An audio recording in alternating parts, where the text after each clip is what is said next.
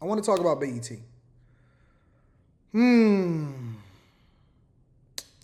BET, the Black Entertainment Network, right? Now, I want to mine this out from a couple different ways. Because when I look at a transaction, I look at a transaction holistically, not just on a surface level, right? And I wanted to wait a couple days before I had this conversation. Actually, it's funny. I wanted to have this conversation on Friday, but we wound up having a smoke show, right? The free smoke show. And I'm going to be reading super chats because y'all out here showing love with the super chats. I wanted to have this conversation because a lot of information had came out, but long story short here, let me play it for you and then we gonna break it down.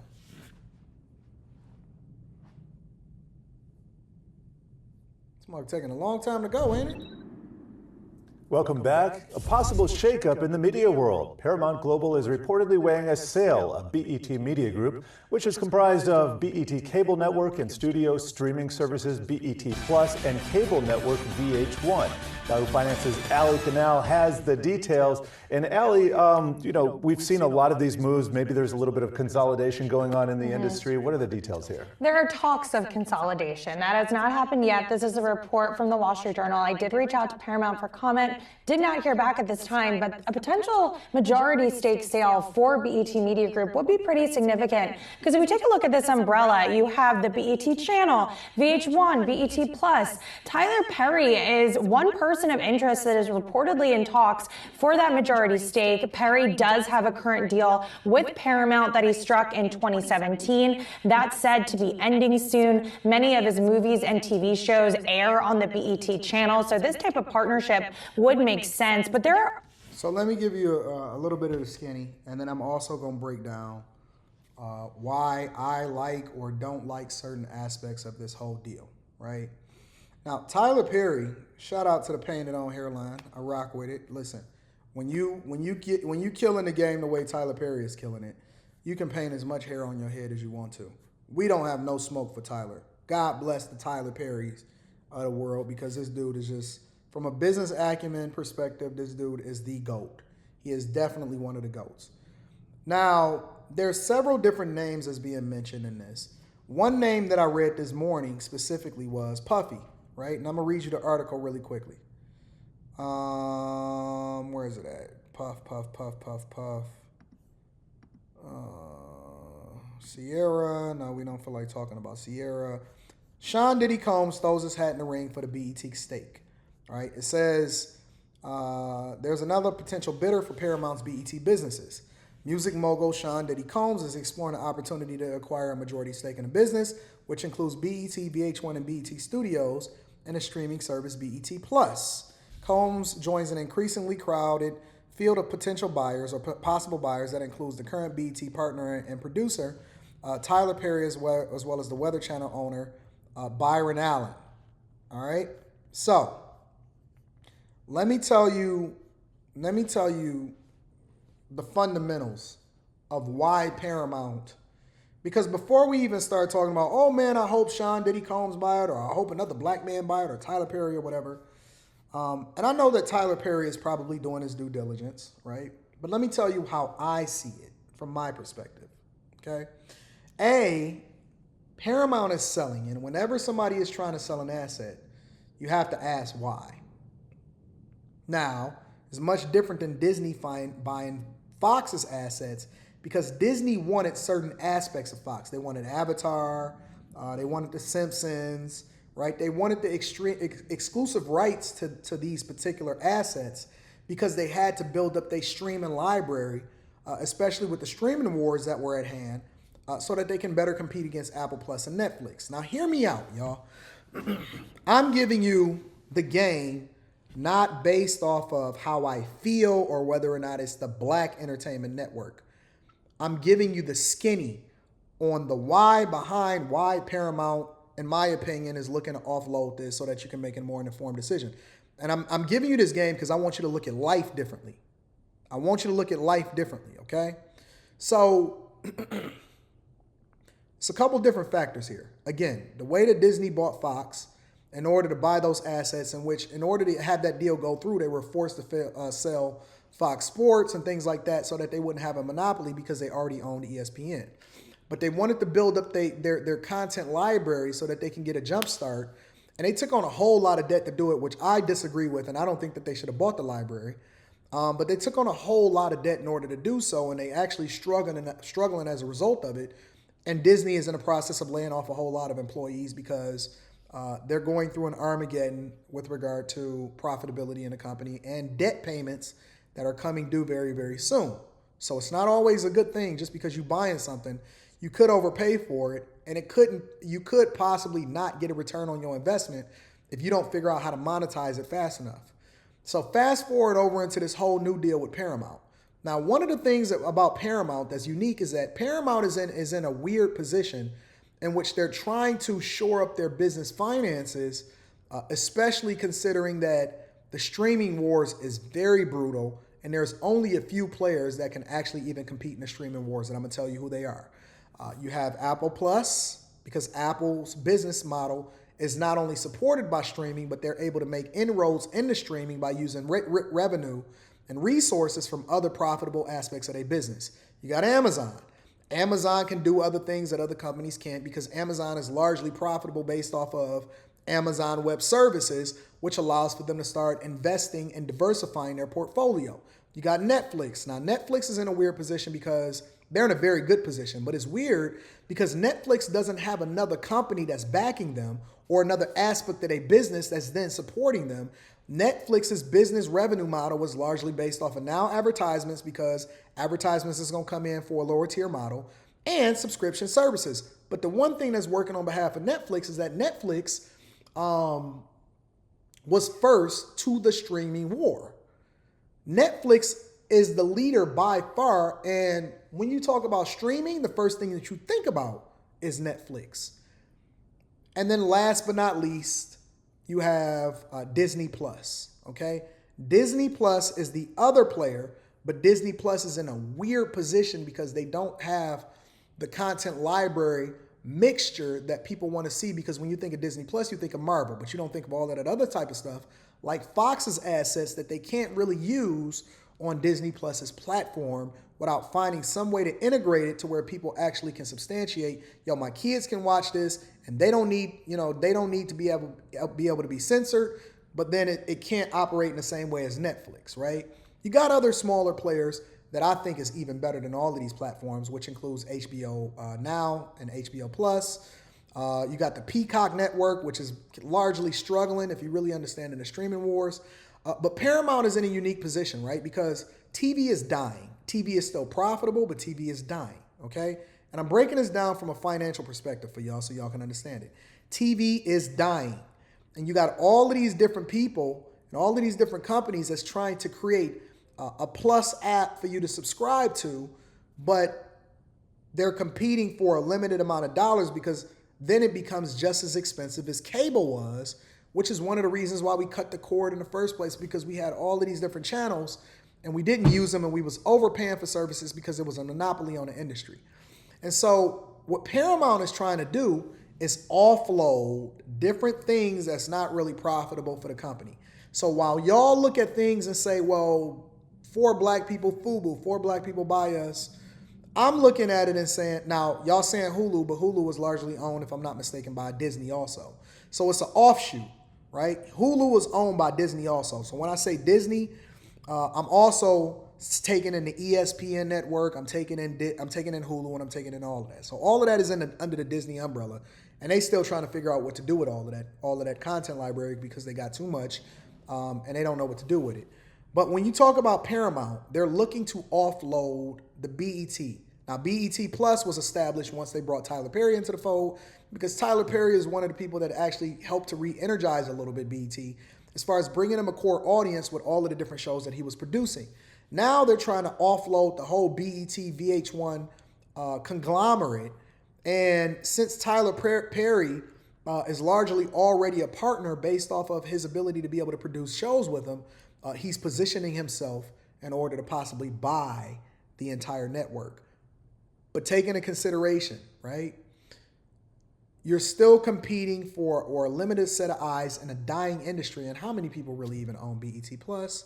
Now, it could be very profitable for Tyler Perry, right? It could be very, very profitable. But Tyler Perry has a unique brand to where his fans tap into his content regardless of what platform they're looking at it on, whether it's the OWN network, whether it's the BET network. I know some modern women that'll watch a Tyler Perry show and I'll be like, that shit is a piece of shit. But they rock with him, and so it can be profitable.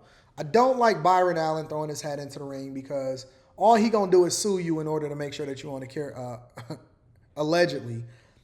He has more lawsuits out against different companies in order to make sure that they put him on their network. And so I don't think that he actually produces good content. I believe that he just owns a lot of the different networks that he then forced people to buy, like the Weather Channel. Who the fuck fucking with the Weather Channel, right? We look at the Weather app on the Apple phone, but we don't fuck with the Weather Channel. Oh, you need to be paying us in order to be on the Weather Channel. I don't like Byron Allen's business practices. And then he always claiming he's black, but then he married to a white wife. Make that make sense. With white kids. But and then you got Diddy, right? And Diddy is throwing his name into the hat. It's Diddy. Take that, Playboy. Take that, take that. But let me continue to play this. Also others that are interested, like media mogul Byron Allen. He owns the Weather Channel, a number of local TV stations, and he has expressed that he is interested in this stake. So another possible buyer there. And according to this report, if this sale goes through, Paramount would maintain a minority stake as well as a commercial partnership.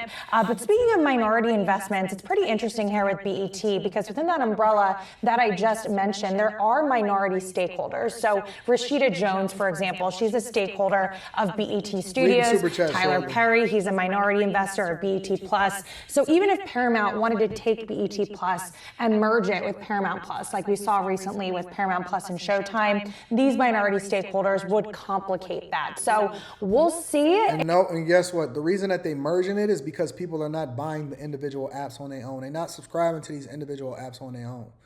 And so what they're trying to do is they're trying to merge the content. Although content creation is the wave, the way in which you package it to people is the thing that these companies are trying to figure out. And it's not working currently based off of what I know. Because whose audience? Somebody tell me if they own Paramount. If you got Paramount on your phone and you live stream Paramount, you got the Paramount Plus app, which they all just go on plus, Disney Plus, BET Plus, Paramount Plus. If you got the Paramount Plus app, let me know.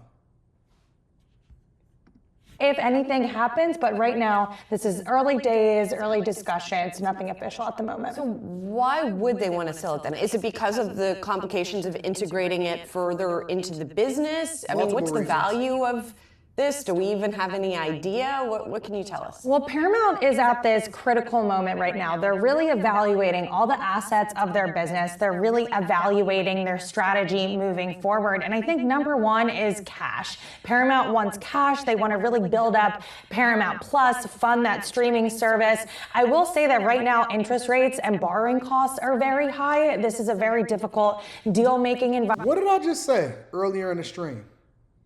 Everything is interconnected. Interest rates and borrowing costs are high.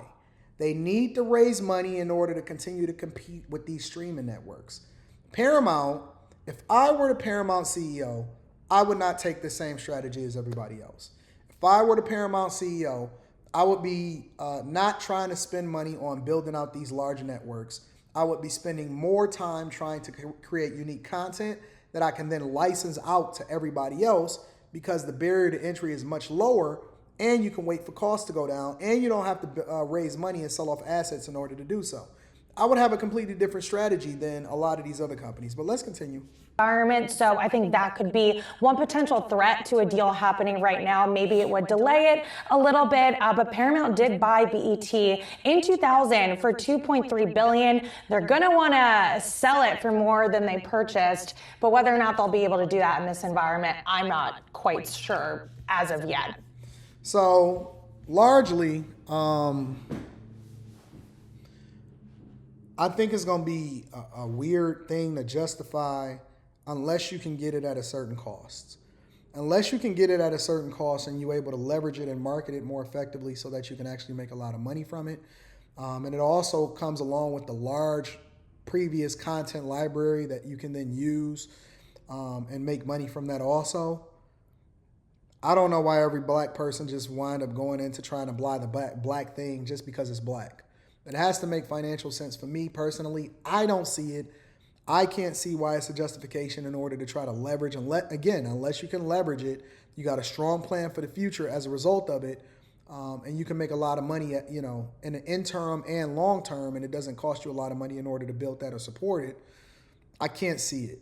I would license out that content, figure out how I can market it and partner with somebody else in order to do it. But there's no way I would be looking to buy that outright at all. Funny thing enough, though, it's very interesting. I was looking, and Debra Lee, y'all know who Debra Lee is? Debra Lee ran BET for a long time, and obviously she retired. And Debra Lee is actually writing a tell-all book. And in her tell-all book, you know what she says inside of her tell-all book? That she was sleeping and having an affair with Bob Johnson. Bob Johnson was the former owner of the BET network, which then put it in the hands of Paramount when y'all was complaining that black people is always selling off everything that we own and putting it in the hands of white people. So she was on Good Morning America recently, and she was talking about her exploits and how it is that she got involved with Bob Johnson in the first place. And I think that this is a unique story. But I'm going to try to scrub through it and find a good part of it in order for y'all to really understand what's going on here. Now, the leader who has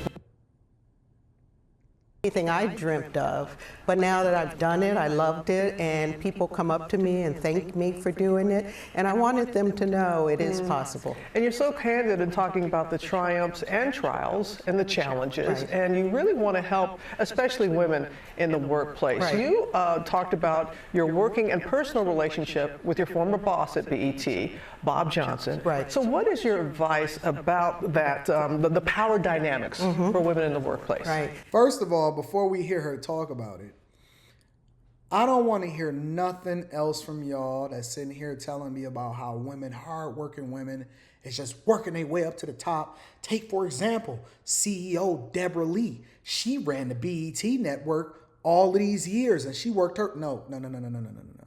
She was busting it open for Bob Johnson. Top dog, owner, was busting it open and had her as a side chick, and she was married.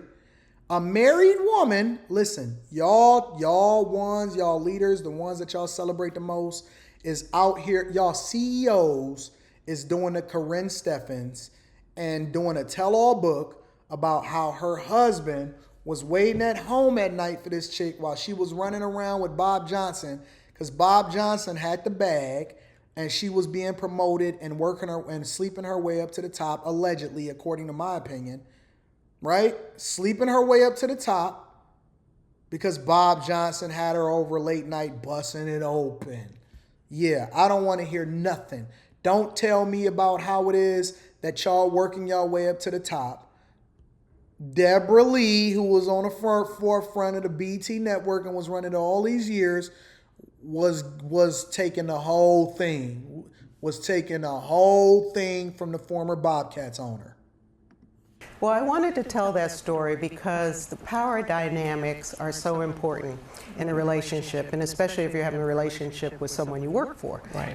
And we all know the potential pitfalls. I worked for Bob Johnson for 10 years before we had a personal romantic relationship, and he was a mentor and he pushed me, and he's responsible for a lot of my success.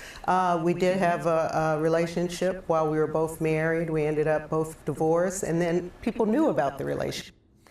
We both had a relationship. She was working at the company. She was back then, she was little Debbie from the block. Back then, she was a little Debbie from the block. But then when she said, you know what, I need to get to the top of the mountaintop, she jumped on the top of the mountaintop. When she said, I need to get to the top of the mountain, she jumped on top of his mountain. I wonder if Cynthia G is going to cover this.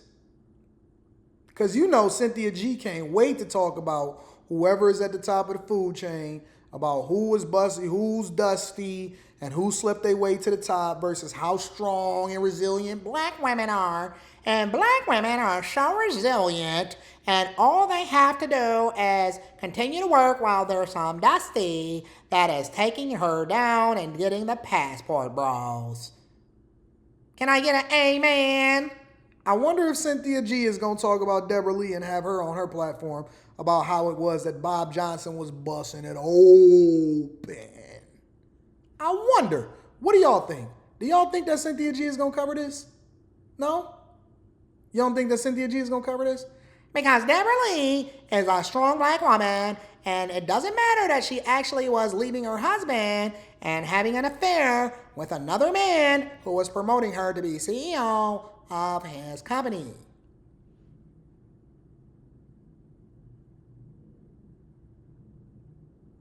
Real strong black woman. That's writing a tell-all book. The company knew, the public, we started going places together. The downfall of a relationship like that is if you want to get out of it. And that's the part where it came and I wanted to break up. I saw it wasn't a long-term relationship. And my job and my career was held over my head. And it was like, well, if you want to break up with me, then you can leave tomorrow. If you want to go, take everything you came with, leave a book and a credit card on the table, and take everything you came with. More O's than you know exists, chick, who you with. Flows to spit, more O's to get. Listen, baby girl, the same way you got here is the same way that I'm going to let you go. When you stop taking that Gawk 3000, you are more than welcome to leave out the door.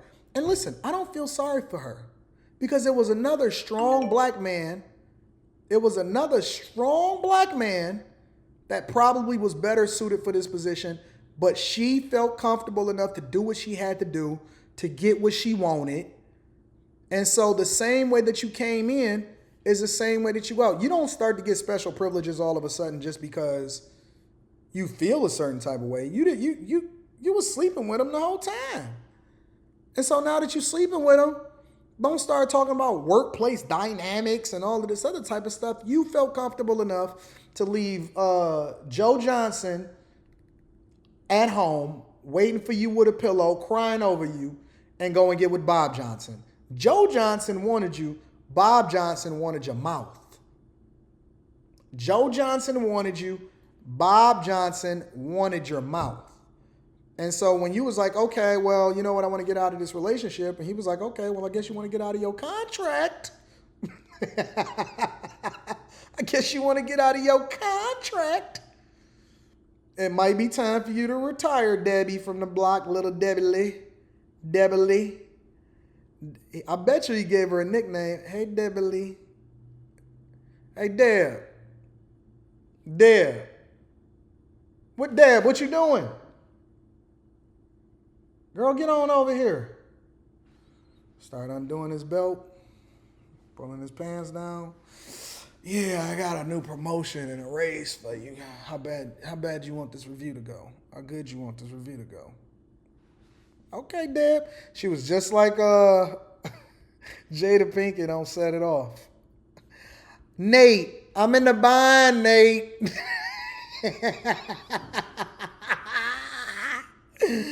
Nate, I'm in the bind, Nate. Nate walked up to her. I don't want to hear that shit. Can I get an advance, Nate? I'm in the bind, Nate. I don't want to hear that shit, Stoney. Now, you coming or not? Go and get in your Cadillac, start it up. I'm in the bind, Nate. I'm in the bind, Nate. If y'all ain't never seen that scene, y'all need to go and watch Set It Up. Saw it, Set It Off. I'm in a bind, Nate. Give a fuck about that shit. Are you coming or not? And that was, 20 years into my career at BET, so I would have lost everything. Yeah. I would have lost my career, my job, my ability maybe to get another job, because if I couldn't get a reference for the person I worked for 20 years, how do I explain that? And by that time I was a single mother with 2 children. So it was a tough time, and I didn't have any. She was a single mother with 2. Yo, who in the manosphere is going to cover this? Because I don't consider myself in the manosphere anymore. I'm just a content creator. Who in the manosphere is going to... I have not seen anybody covering Debbie Lee. She was a single mother with 2 kids and left her strong man at home to have an affair with another man that was busting it open in order to be able to really level up in her career. If Debra Lee should not be on the Mount Rushmore of modern women. I mean, she's ahead of Sierra.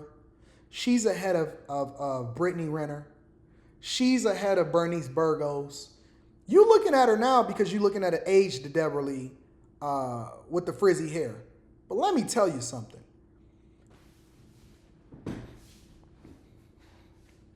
Modern women in 2023 know no bounds, my friend. They will do what they have to do in order to get what they want. They're going to sleep their way to the top. They're going to do what it is that they do. Debra Lee, a basic woman. This is a normal, everyday woman. She's not ugly. She's normal. She's not an Instagram model. She's normal. She was the CEO and the face of a company that put on award shows and did all of the programming and was overseeing hundreds and thousands of employees. Left her man at home so that she can be with a dude that was more high value than a dude that was laying next to her every day.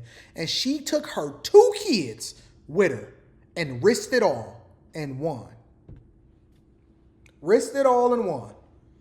Don't you sit here and tell me that I don't know what's going on in the dating market today. It happens every day on every level with every type of woman. You could be ugly, regular, sexy, good looking, body, fat, tall, short, make a lot of money, don't make a lot of money. On Instagram, on BET, as a CEO, it's happening everywhere. You are not safe. You are not safe. Wanted to talk to about it because I didn't have female role models. There weren't a lot of women ahead of me. I was embarrassed to talk to my family about it. So it was a dark time. And what saved me was therapy. And eventually Bob left the company and I became CEO. And she's saying the same thing that we be saying on the Lapeef Network. Now they want therapy. Now it was a dark time in their life. Oh, it's me. I was getting sex and I decided to leave my husband and have an affair and became the CEO of the company. But I had to give me some therapy and now I'm writing a book about it. Come on, man. Come on, bro. And I was CEO for 13 years without him being there, and I was able a lot of success. Right, and to live my dream, and without any form of harassment. So I guess after Me Too and Time's Up, now it's a form of harassment.